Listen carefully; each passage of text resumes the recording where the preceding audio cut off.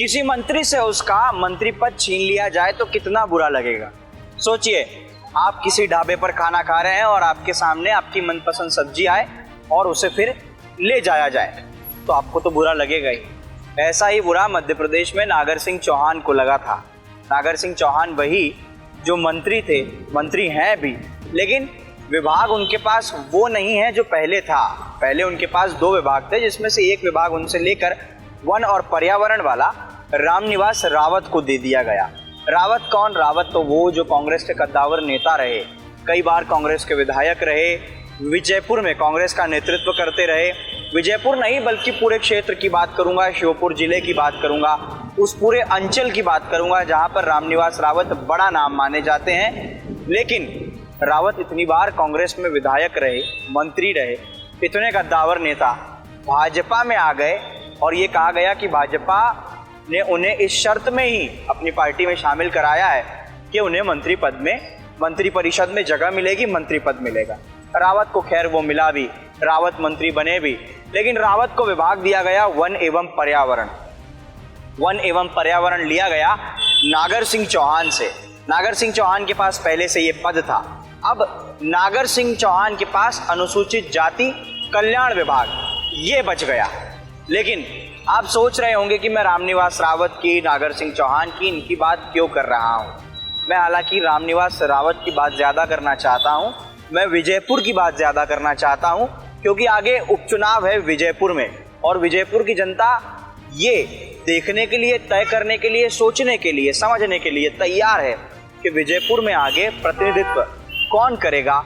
यहाँ से रावत तो विधानसभा जाते रहे हैं, बाबूलाल मेवड़ा विधानसभा जाते रहे हैं, सीताराम यहाँ से आदिवासी वो भी विधानसभा गए हैं, लेकिन इस बार कौन जाएगा। रावत जो 18 का चुनाव हारे लेकिन 23 का जीते, अब 23 के बाद फिर से उन्हें 24 या 25 में जब भी उपचुनाव होगा तो उन्हें ये चुनाव में उतरना होगा, क्योंकि ये तय है कि भाजपा की ओर से टिकट तो रामनिवास रावत को ही मिलेगा। तभी उन्हें मंत्री पद वहां पर दिया गया है और तभी उन्हें भाजपा में शामिल कराया गया है। लेकिन रामनिवास रावत कोई छोटे मोटे नेता नहीं है। उनके राजनीतिक सफर की बात करूं तो 1990 से शुरू होता है। 1990 में वो पहली बार विधायक बनते हैं, वहीं से विजयपुर से ही। उसके बाद 1993 वहां पर वो जीतते हैं, फिर 1998 में हार जाते हैं, लेकिन 2003, 2008 और 2013 लगातार फिर जीतते हैं। यानी कि 1990, 1993 2 बार विधानसभा पहुंचे, फिर 1998 हारने के बाद 2003, 2008, 2013 5 बार। 2018 में चुनाव हार जाते हैं सीताराम आदिवासी के सामने, लेकिन फिर 2023 में रावत जीतते हैं, 6ठी बार विधानसभा पहुंचते हैं। अब आज हम ये जानेंगे कि विजयपुर का जातिगत समीकरण, वहां का राजनीतिक इतिहास, रसूख रखने वाले नेता, कौन प्रत्याशी होगा, नहीं होगा, क्या विजयपुर में चल रहा है, ये सब कुछ आज आप मुझसे जानेंगे। नमस्कार, मेरा नाम आकाश है और आप MP फर्स्ट का ये खास कार्यक्रम देख रहे हैं। अब रावत के राजनीतिक सफर की शुरुआत तो मैंने आपको बता दिया कि 1990 से उन्होंने विधानसभा में आना शुरू किया और वहां पर विजयपुर में अपना दबदबा बरकरार रखा।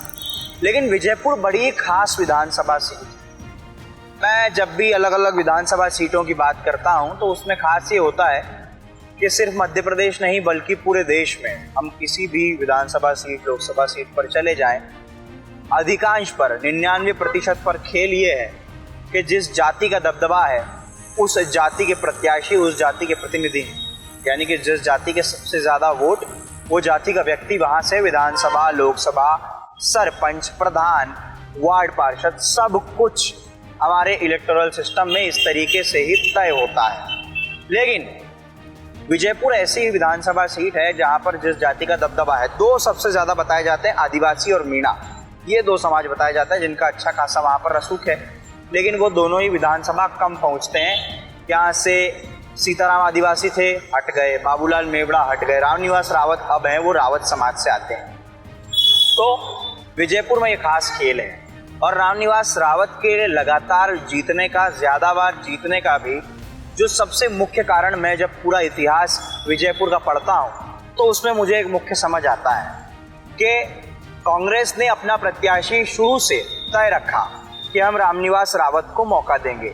जातिगत समीकरण नज़रअंदाज किए, बल्कि क्षेत्र में कौन जनता को साध सकता है, नेटवर्क बना सकता है, पार्टी को जीत दिला सकता है, उसके आधार पर कांग्रेस ने दांव रचा और रामनिवास रावत को ही लगातार टिकट मिलता रहा। अब हालांकि रामनिवास रावत को भाजपा से टिकट मिलेगा, लेकिन देखिए भाजपा के प्रत्याशी बदलते हैं, हर बार बदलते हैं। यहाँ पर बीच में दुर्गा लाल आए, सीताराम आदिवासी विधायक बने और जीते, उसके बाद भी उन्हें इस बार मौका नहीं दिया गया भाजपा की ओर से। बाबूलाल मेवड़ा वो भी विधायक रहे, उन्हें भी कंटिन्यू मौका नहीं मिला।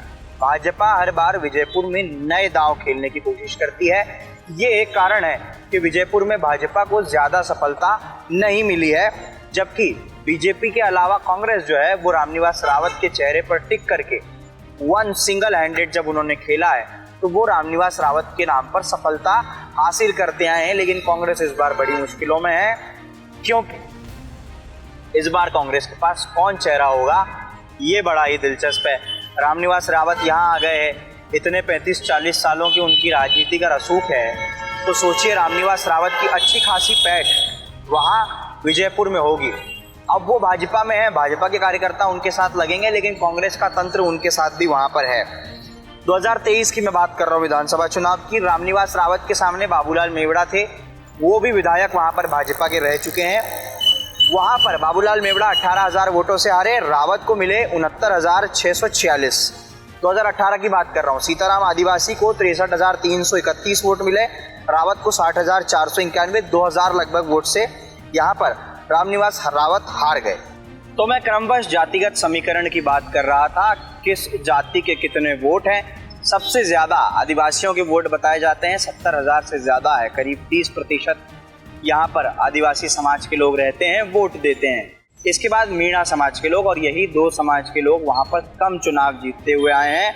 इसके बाद रावत है, बैरवा है, धाकड़ है, माली है, ब्राह्मण है, वैश्य है, मारवाड़ी है, गुर्जर है और भी अन्य जातियां हैं। लेकिन खास बात अगर आपने देखी हो, राजस्थान से लगता हुआ बेल्ट है, तो राजस्थान में जो जातियां प्रमुख हैं, पूरे पश्चिमी राजस्थान की और दक्षिण राजस्थान की, कोटा बूंदी के बेल्ट की बात करूं मैं, इधर भरतपुर, टोंक, सवाई माधोपुर की बात करूं, तो वहाँ का जो लगता हुआ बेल्ट है मध्य प्रदेश से, वहीं की वहाँ पर जो अधिक संख्या में निवास करने वाली जातियां हैं वो हैं, जिसमें धाकड़ है, बैरवा है, इसमें मीणा है, इसमें आदिवासी है, इसमें गुर्जर है।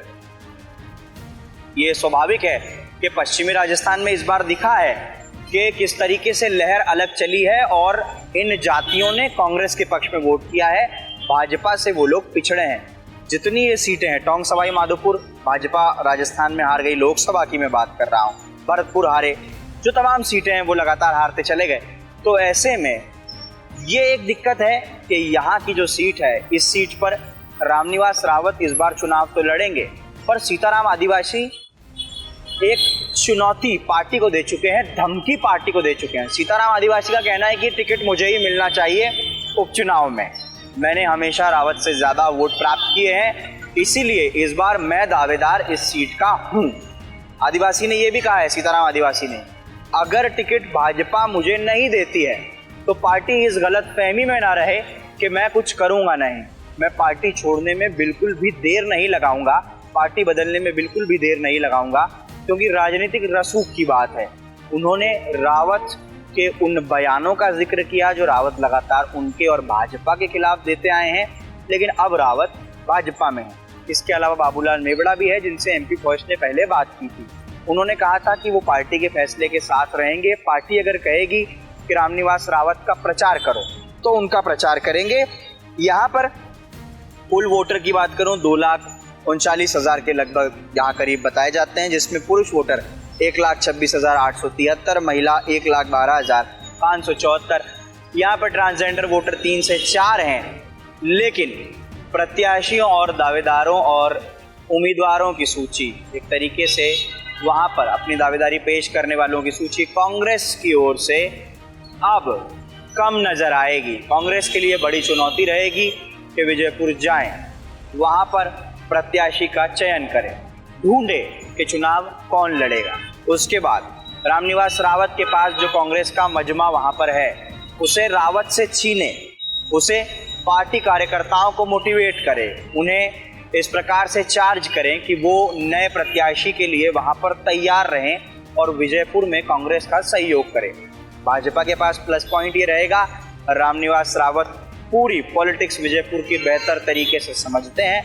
वहीं पूर्व जो 2 विधायक भाजपा के पास है, सीताराम आदिवासी और बाबूलाल मेवड़ा, अगर वो भी रामनिवास रावत के लिए प्रचार करने उतर जाते हैं तो भाजपा के लिए इससे बड़ी संजीवनी बूटी पूरे विजयपुर में और कुछ भी नहीं होगी। इसके अलावा मीणा बेल्ट है, तो हो सकता है राजस्थान से किरोड़ी लाल मीणा आ जाए।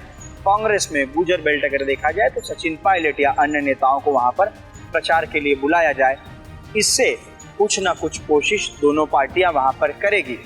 हम जब कांग्रेस के कुछ नेताओं से अंदरूनी बातचीत करते हैं, उनसे जानते हैं, तो वो विजयपुर को लेकर थोड़े से कॉन्फिडेंट दिखते हैं। उनका कहना है कि 18,000 का मार्जिन था, अगर अच्छा प्रत्याशी कांग्रेस देती है तो भाजपा वाले रामनिवास रावत को निपटाने में, उन्हें हराने में ज्यादा मशक्कत हमें नहीं करनी पड़ेगी। रावत इस समय वन एवं पर्यावरण के मंत्री हैं। मध्य प्रदेश सरकार में मंत्री रहते हुए चुनाव में उतरेंगे, हारेंगे तो मंत्री पद और विजयपुर दोनों हाथ से जाएगा।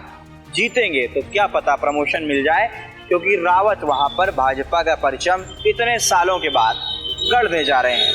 हालांकि इस चुनाव में क्या होगा, अगर आप विजयपुर से हैं, कुछ वहां की जानकारी रखते हैं, जातिगत समीकरण, दावेदार कौन होगा, कोई भी जानकारी हमें कमेंट बॉक्स में बताना चाहते हैं, जरूर बताइए। तब तक के लिए मैं आकाश आपसे ले रहा हूँ विदा। कैमरामैन विपिन यादव के साथ मध्य प्रदेश बस। इस तरह की और भी वीडियो को देखने के लिए हमारे YouTube चैनल को सब्सक्राइब करें और बेल आइकन को दबाना ना भूलें। यदि आप हमारा वीडियो Facebook पर देख रहे हैं तो पेज को लाइक और फॉलो जरूर करें। हमारे सोशल मीडिया पेजेस से भी जुड़ें।